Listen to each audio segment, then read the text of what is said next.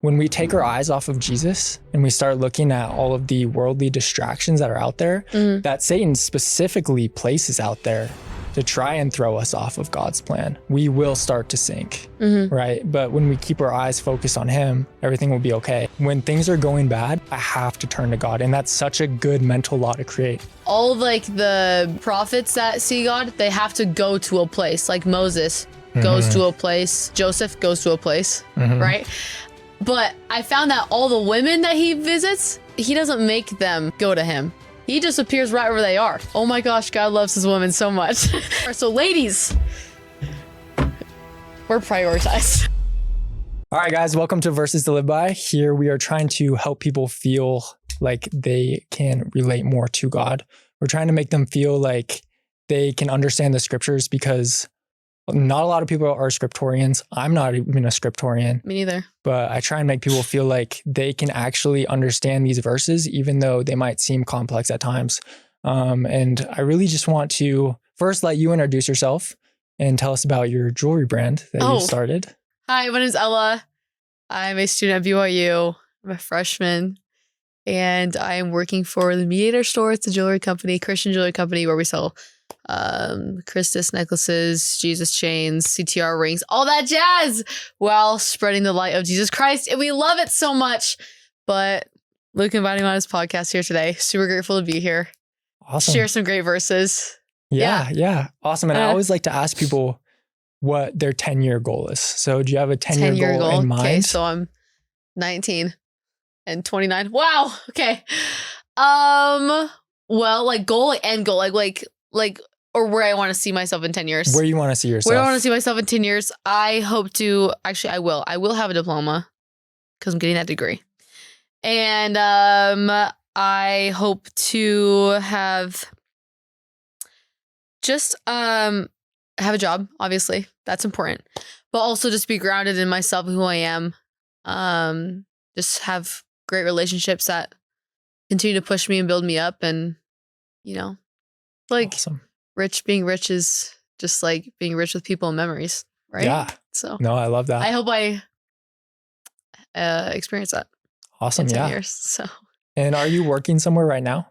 Yeah, I work for that jewelry company. Okay. And I work at Swag. Okay. For fun. Nice. To make some more cash. How do you like your coworkers there at Swig? They're nice. Yeah. They're nice. I feel like when I get there, I just kind of do my thing. They send me outside, throw me outside of the drive-thru. How long have you been working there? Since like December. Okay. So it's been. And yeah, there's a bazillion drinks to learn how to make, and that's why I feel like I'd be a W bartender. Yeah. Which would be really fun. I actually have a really good friend, and she's a bartender, and she tells me all the time about how like people will come in her bar. Yeah. Feeling super lonely, and it's like the middle of the day, and they'll come in and they'll be telling her about all of their problems. Yeah. And she actually spreads Christ into their life while being a bartender, which is awesome. And I think that's so cool that she does that. And I want to have her on this podcast. I'm hoping I get her on. Throw her on the podcast. Tell her have her tell these crazy life stories, that people tell her. Yeah, no, I want to. Okay, guys. Yeah. So the first verse that I have, it's in Matthew chapter 9, verses 11 through 13. And it says, "And when the Pharisees saw it, they said unto his disciples, Why eateth your master with publicans and sinners? But when Jesus heard that, he said unto them, They that be whole need not a physician, but they that are sick. But go ye and learn that what that meaneth, I will have mercy and not sacrifice. For I am not come to call the righteous, but to call the sinners to repentance." And so I love this verse because it's when Jesus is being questioned by the Pharisees, and they're saying, "Hey, why are you sitting next to all these sinners right now? I am not able to understand. You're like so much better than them. Why are you sitting next to them if you claim to be Jesus's or God's son?" Right. And I love this because we all make mistakes, right? No one's perfect. And just to break it down very specifically, Jesus came to save sinners who recognize their need for him, not the self-righteous who believe they're already spiritually healthy. So my question for you is, if you want to feed off of that, you can, but have you had an experience when someone was bashing God or religion? And what did you do during that time? Yeah. Talking about that bad day that I went on. He said that he is like, God doesn't exist. And I asked why. He's like, just science disproves it. And I was like, can you give me examples? And he literally was like, I don't really have any right now. Like, he's being stupid. But I was like, but as a reaction, obviously, I know that's not true. But I'm not going to bash him with reasons why. I just simply was just like, okay, that's what you believe. Go for it. You know, I wasn't like trying to give him all these reasons why, because I know that he doesn't want to hear that. But it was just like, I just kind of came out of a place of not judging rather than just like, oh, well, you're wrong because of this, this, and this. Obviously, in my head, I think I'm right. In his head, he thinks he's right. So it's like, already with that that's not going to go well together. So I kind of was just like, all right, see how far that gets you. Yeah. You know, by closing off your heart in that way and just kind of living closed-minded by not being open to experiencing a type of religion. I don't know. I was just like, okay. Yeah. That's you. You do you. And my biggest thing in life is like, just let them. Like Mel Robbins. Have you heard of that theory? Yeah. Let them? Yeah, exactly. That's like my biggest thing. And that's any time I ask for advice, my parents are like, just let them. So like, let him think that God doesn't exist and let him not experience those blessings because he's closed his heart off to that. Whereas I have the ability to experience that because my heart's open to it. Right. I love that. And I love that you brought up not judging. I feel like that is a very, very fine line that Jesus walked. Yeah. Right. He sat next to a bunch of sinners and people were questioning him about it all the time. And he guided them, but he didn't judge them. Yeah. And a lot of people think, and a lot of Christians do judge today, and that needs to be put to a stop. But a lot of people think naturally that Christians are judging everyone else for not being perfect, when the truth is no one's perfect. We're not perfect, right? And so we need to do better as to like not judge, but also people need to understand we're doing it out of the love of our heart, right? We want the best for these people. Yeah. We don't want them to continue suffering with their weed addiction or their drinking problems or, you know, whatever they might be going through, a toxic relationship, right? So they might think we're judging them, but really we're just trying to guide them, right? And I am a full believer in not judging the person, but being able to say, okay, that action was wrong because of the law that we have in place, right? So let me put that into an example for you. So when someone robs a bank, right? A lot of people will say, okay, that was stupid of him. Why'd he do that? Right? And they'll judge the person that was actually robbing the bank. I believe we shouldn't actually judge that person because we don't know where they're coming from. We don't know why they decided to rob the bank. They could have been, you know, they could have felt like they had no other option. But we can judge the action and say, okay, according to the law that we have in place, that wasn't the right thing to do, right? And so I think that is a perfect line that Jesus walked. And my favorite attribute about Jesus was the fact that he was so blunt with it and able to walk that fine line. So a question for you is, what is your favorite attribute about Jesus?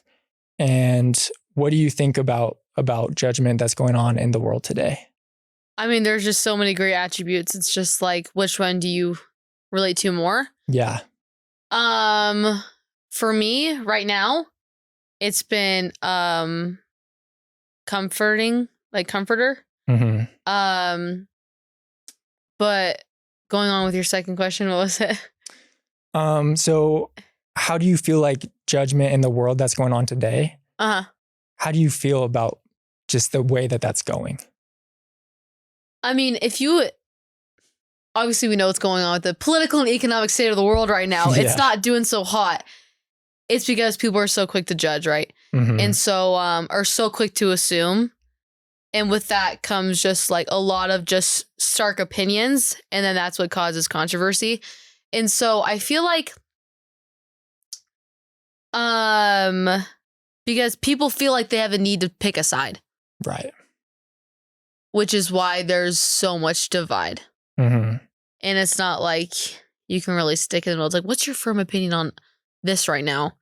And you're kind of like, I don't know. And then they're going to put their opinion on you. So it's like, I don't know. If judgment right now is just like really intense. Mm-hmm. Yeah. I mean, Jesus or God created a world that is united, or a country that's united. And we created things that divide it, right? Yeah. Through these little political Natural things. Natural man. Yeah, exactly. We're falling out of this faithful pattern that we should follow and falling into the natural man, where it's very, very natural to judge. It's very natural to hold grudges and hold tension, when really we need to just like breathe and just realize, there's more to life than judge. And if you are in the place in your life where you're feeling like you need to judge other people and spread hate, really got to reflect on yourself, right? Mm-hmm. Because that means there's something going on in your personal life. Yeah. That's really going on. It's true. So, okay, go ahead and share a Bible verse that you absolutely love and you live by, and we'll go from there. Okay. Proverbs 3 verses 5-6. Trust in the Lord with all thine heart and lean not unto thine own understanding. In all thy ways acknowledge him, and he shall direct thy paths. That's basically just trust in him. He has a plan for you, and just know that everything in the end will work out in your favor. That's truly like what I live by. Do you have a personal story that would go with that verse, where you did lean on your own understanding, or where you didn't really trust him fully, and then you realized you had to? Yeah, I think realizing to serve a mission was something I really had to. I still am right now, like locking in that leap of faith. That's like, it's like, what was it? Year ago, me. A mission really wasn't on my radar. Mm-hmm. It wasn't something I was like actively wanting to pursue. Obviously, it wasn't like, like not at all. It was something like, it was just like a question mark. And so, after I got accepted into BYU, I made it a priority for myself to go to church every Sunday, go to temple as often as you can, and like make God a priority in my life. And through that, and incredible friends that have just like been pushing me just always just to do better and constantly like feast on the words of his gospel, I really see a difference. And it's just so incredible how much peace and happiness it can bring you, and how easy it is for you to recognize the blessings in your everyday life. And I feel that a lot of my best friends are serving right now. Mm-hmm. And they really inspired me through their example to pursue that. And I was kind of conflicted back in like December, because I was like, what am I going to do for the next like year and a half until all these people come back? Right. Obviously go to school, but it's like I felt like there was like more to it.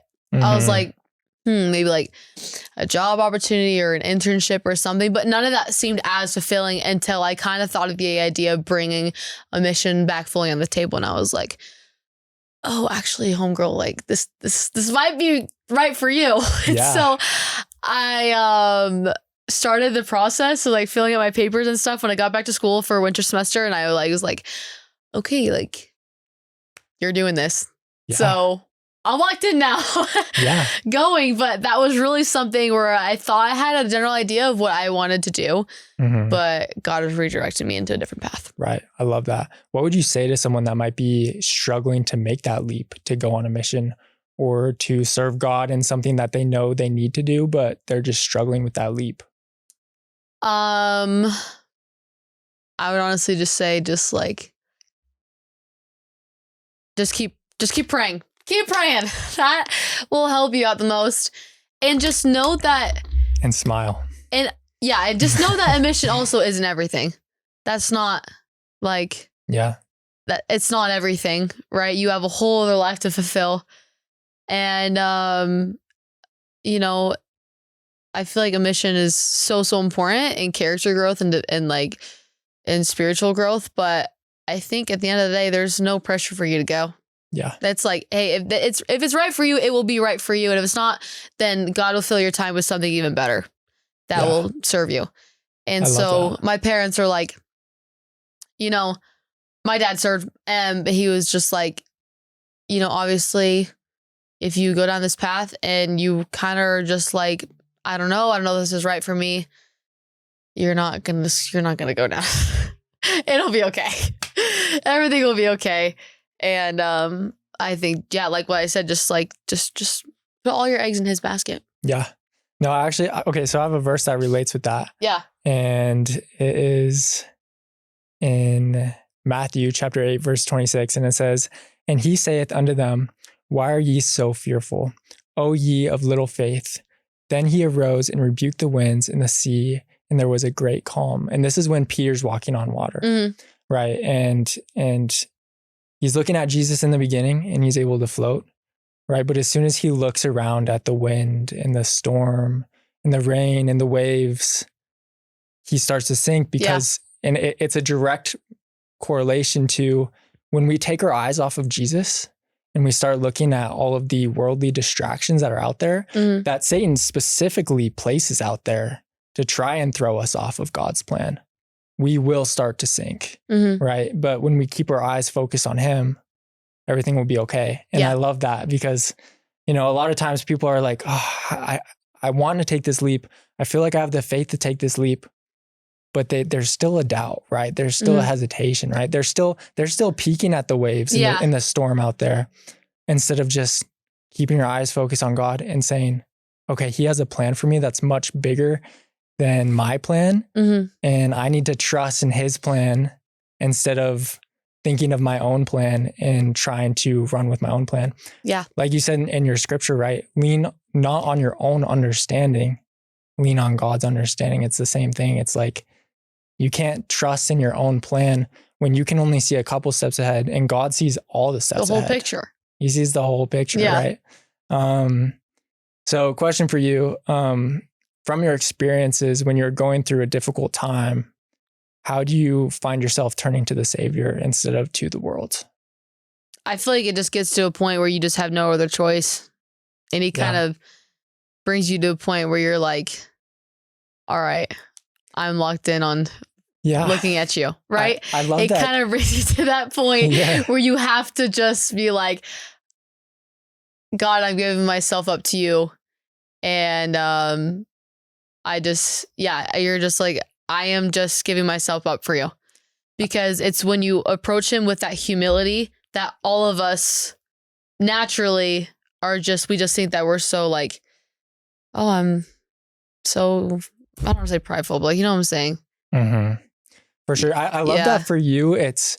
There's no other choice. I have to turn to God. You gotta, It's like you created a mental law to think when things are going bad, I have to turn to God. And that's such a good mental law to create. But a lot of people create mental laws where it's like, okay, when things are going bad, I got to go to the club. I got to go to the bar. I got to drink, right? I got to smoke, right? And that's their mental law. Their mental law is the complete opposite from yours, right? And they turn away from God even more, which is exactly what the devil wants.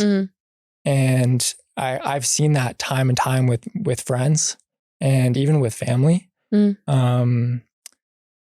And it's been tough to watch those people that I care about turn towards the worldly things that will give them temporary happiness, but it's not long-term happiness, right? It's only happiness that's going to fulfill them for that night. And then they're going to wake up the next morning feeling terrible, right? And so I've seen that time and time again. And so I just love that for you, there's no other choice. I have to go to God, because for other people, it's not like that. Yeah. So, Yeah. What other verses do you have that you just love to go by? I would love to share. Yes. Okay. John 14 verses 18 through 21. I will not leave you comfortless. I will come to you, which kind of goes along with what I was saying about my favorite attribute of Christ.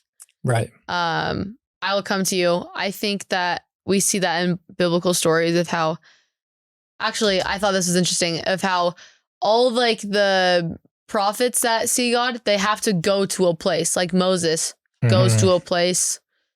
Who else goes to a place? Joseph goes to a place, right?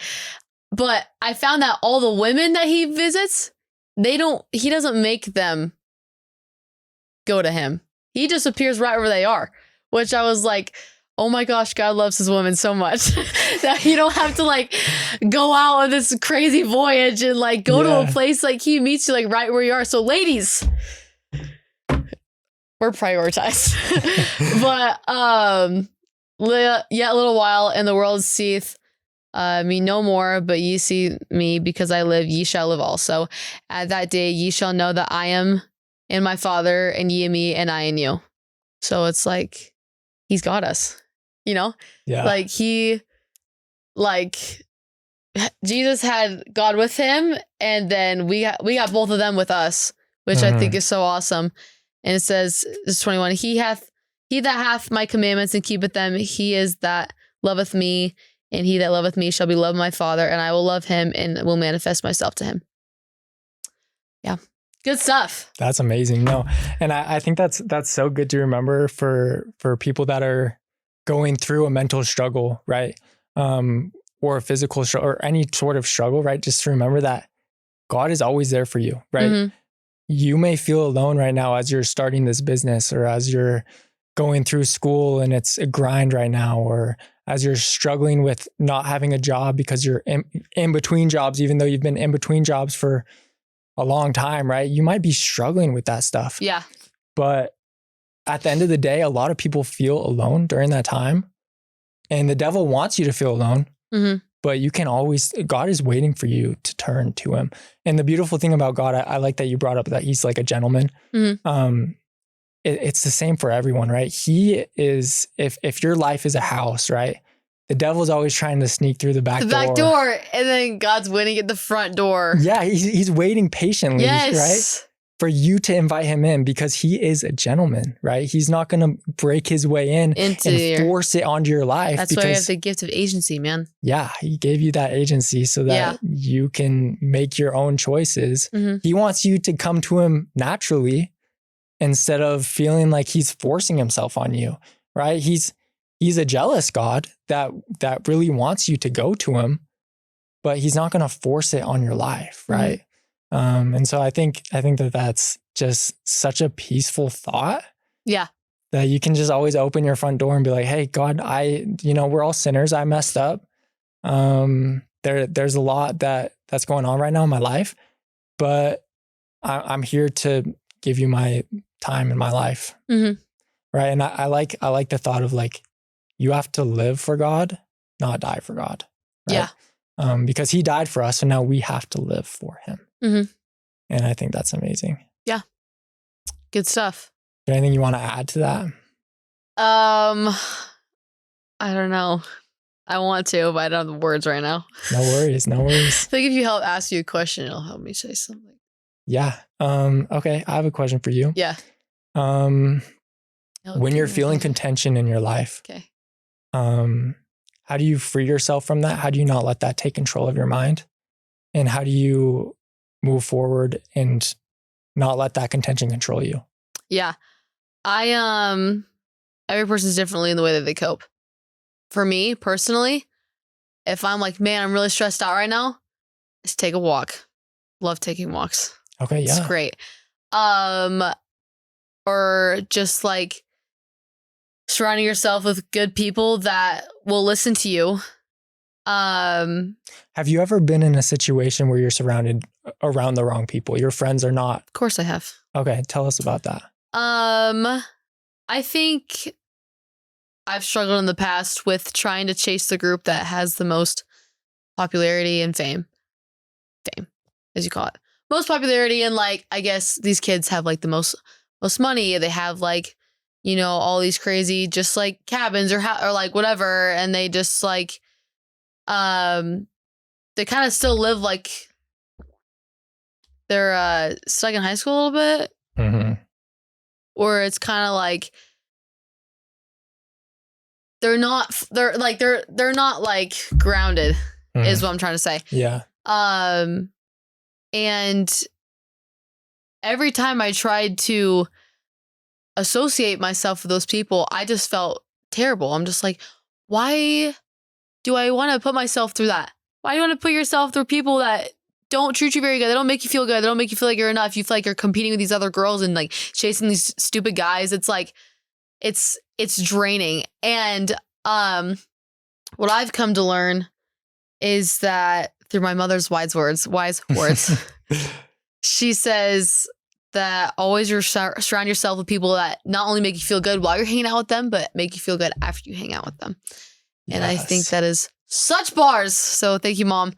But I now my circle's a lot smaller. And it's because I've managed to filter out those people that actually like these people that like actually want to build me up and like push me to work harder and like do better. Right. Because I would find myself to be at more peace by myself than be in a room full of people who don't care about me. Yeah. And they only care for the clout, like the clout that I have, or like, I don't know, just the people that I know, or like, yeah, it's just, it's a very materialistic and surface level relationship rather than a friendship and relationship that's based on like the character that you are and like, your goals in life. Yeah. No, I love that. When I first got here back in 2020, I'm old now. Yeah, you're old. Just kidding. An old man. When I first got here, I made friends pretty fast, a lot faster than I thought I would. Mm-hmm. I was worried I was going to be here with no friends, but I'm a very extroverted person. But they would party like 3 times a week, sometimes 4. They'd get the cops called on them like twice a week.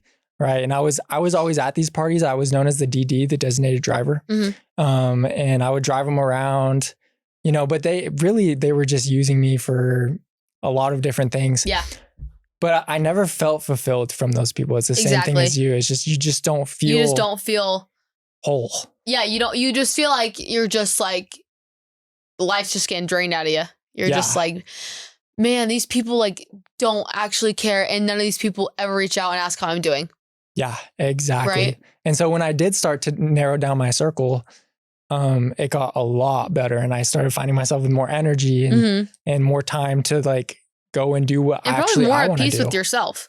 Yeah, exactly. As a person. Exactly. And I grew stronger with these people and they lifted me up and up and up. Uh-huh. And, if I was still hanging out with the same crowd as I did when I first got here, I would not be here right now. Yeah. I wouldn't have made it here. For sure. So it's so important to have the right friends in your life. Because it really is true. When you hang out with losers, you become a loser. Yep. When you hang out with winners, you become a winner. It's true. Right. So surround yourself with the right people. Yeah. Don't let them dull your axe, let them sharpen your axe so that you can actually cut down trees and make a difference. There you go. So, because I feel like I was always like, I feel like I was always trying to search for like, oh, I just want like a friend group so bad. I just want like a good solid group of like guys, friends and girlfriends. And like, just, I don't know. I just feel like that was like something I just needed. Yeah. And, this is this semester when I was like living on my own, like best friends gone on a mission. A lot of my best friends are gone on missions. You're like, man, like it sucks. But my parents are like, dude, just if you have the one that can fulfill like a group full of crappy people, that's like all you need. Like, why are you trying to constantly seek out this group of friends that just like probably talk bad about each other or just like only are friends with each other for their benefit? It's like, it doesn't matter. You just need the one. Right? Yeah, exactly. When my mom, so wise words from moms, that's what this topic's going to be. This is a podcast theme today. Wise words from moms. Wise words from moms. So yeah, I called her. I had been on I think I just got back from like a horrible date and it was like the 5th one that month or something, and it was just so bad. Yeah. And I was like, Mom, these girls out here. I'm going to be single for the rest of my life. Yeah. I was like, these girls out here, they're not good. They hate me. You know, they're just using me, whatever. And it's, probably after the worst date that I told you about. That was bad. Which I won't say on camera. But so I called my mom and she was like, Luke, you're looking in all the wrong places. You're looking for girls at the pool and at the hot tub and, at, all these different parties. And, you need to actually start looking for girls in your church. And I was like, Mom, I don't date girls from my ward. It's just a rule I had. And it's a rule I actually did have. Really? And I stuck by that rule because for me, and that's just my thing, right? Okay. But I didn't want to have something go bad with a girl in my ward. And then you stick with them. You can't. You're stuck in the same ward. So there's nothing you can do, right? Actually, I dig that rule. And if it happens with more than one, then it's just really awkward, right? And then you look like you're a homie hopper. And then they're talking about you behind your back, right? Because girls are mean. Sometimes they are, yeah. Mean. Say that. You got a story you want to tell about it? No, I don't. I just know how some girls can be mean. But I mean, yeah. So, but anyways, I was like, okay, I'll just start, ward hopping and going to different wards. That's right. Honestly, like that's actually the key. Yeah, I ended up finding my wife at the gym, but ward hopping was fun, right? Yeah. But yeah, and then at EOS, it was at UVU. Oh. So we met at UVU. Dang it. Do you go to EOS? Yes, I go to freaking EOS. I love that place. I go to EOS freaking love that place. EOS, give me a sponsorship, please. It wasn't built by the time I got here. Oh, really? So, yeah. Dude, that Orem place is so blessed. Yeah. Okay, sorry. Yeah, no, it is. It is. But we met at UVU, and she wasn't fully devoted to God, but I could tell like she was like this close. She had that spark in her. And now she pushes me more to read the scriptures than I push myself. Much. So we love God-centered relationships. Yeah. I'm yet to find that. But you will. You will. I will. I can set you up with someone right now. No. All right, guys. She's single and she's looking for someone. Oh no. Preferably over 5'6". No, and they've got to be over 5'10". Okay, preferably over 5'10". I'm 5'3", by the way. She's into brunettes with purple eyes, and that makes a ton of jokes. Am I right? See, purple? Yeah. Purple? Yeah, and I was just making something up. Wait, tell them your type. Go ahead. My type is men over 5'10" that are blonde or brunette that loves to go to the gym and they have goals in life. Let me know. Ones that have goals in life and ones that are devoted to Christ. Right? Exactly. That's important. Because that is important. So, yeah. Is there any other things that you want to say on this podcast before we wrap up? Thanks so much for having me. It's a great discussion. These are great verses to live by. Yes. Yes, they are. And just say a prayer and give a smile. Give a smile. You never know who needs it. That's her trademark from my last video. Really? So, yeah. Love it. Say a prayer and give a smile. Jeez. All right. Thank you. Anyways, thanks so much for having me. Yeah. It was a grand time. Awesome.